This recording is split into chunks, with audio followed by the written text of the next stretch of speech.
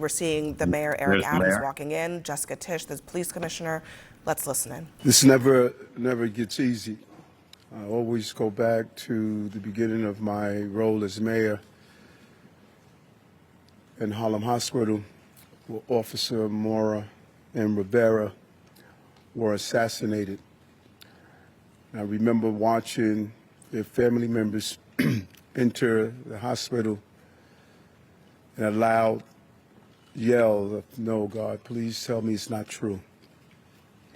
And I thought about that today when the notification came over from the police commissioner that we had a number of shots fired and we're still unraveling what took place. And our hearts are heavy. 5 innocent people shot tonight. We lost 4 souls to another senseless act of gun violence, including a member of the New York City Police Department, Officer Islam. He served in the 47th Precinct. He was just 36 years old and a 3.5-year veteran of the department. He was doing what he does best, and all members of the police department carry out. He was saving lives. He was protecting New Yorkers. He's an immigrant from Bangladesh, and he loved this city. And everyone we spoke with stated he was a person of faith and a person that believed in God and believed in living out the life of a godly person. He embodies what this city is all about. He's a true blue New Yorker, not only in the uniform he wore, but in his spirit and energy of loving this city. And early tonight, I met with the officer's family.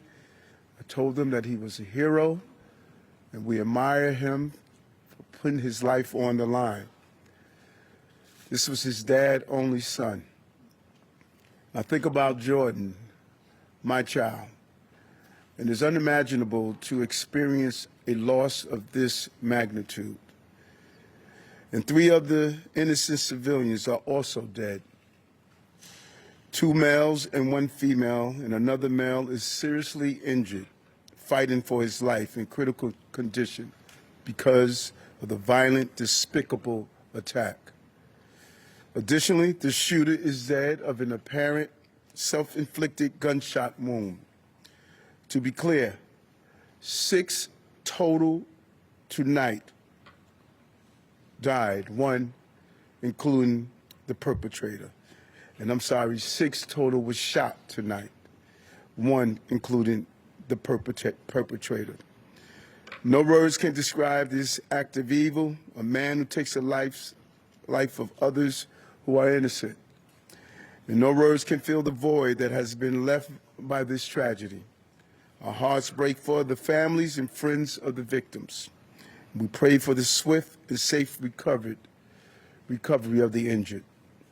The horrific crime reminds us all how easy it is to gain access to a gun. Gun violence has scarred so many neighbors and ripped apart too many families across this entire country. And we will continue the fight to do all we can to protect our city. But tonight we mourn for those who were killed. And we pray for the families as they go through this painful moment. And as I stated, 5 innocent people were shot. And the perpetrator was shot. We will continue to do what we do as a city, and that's fight to protect innocent New Yorkers. At this time, I'm going to turn it over to the Police Commissioner of the City of New York, Commissioner Tisch. Thank you, sir. The information that I'm about to provide is preliminary and subject to change. At 6:28 p.m., the 911 call center started receiving multiple 911 calls for an active shooter inside of 345 Park Avenue at 52nd Street in Manhattan. What happened next is under an active investigation, and details are still coming in, but here's what we know so far. Surveillance video shows a male exit a double-parked black BMW on Park Avenue between 51st and 52nd Streets, carrying an M4 rifle in his right hand. He walks towards the building's entrance. That individual was seen exiting the BMW alone. The building's security camera footage shows the shooter enter the lobby, turn right, and immediately open fire on an NYPD officer. He then shoots a woman who took cover behind a pillar and proceeds through the lobby, spraying it with gunfire. He makes his way to the elevator bank, where he shoots a security guard who was taking cover behind the security desk. One additional male is shot in the lobby, per his own statement from the hospital. The shooter then calls the elevator, which opens in the lobby.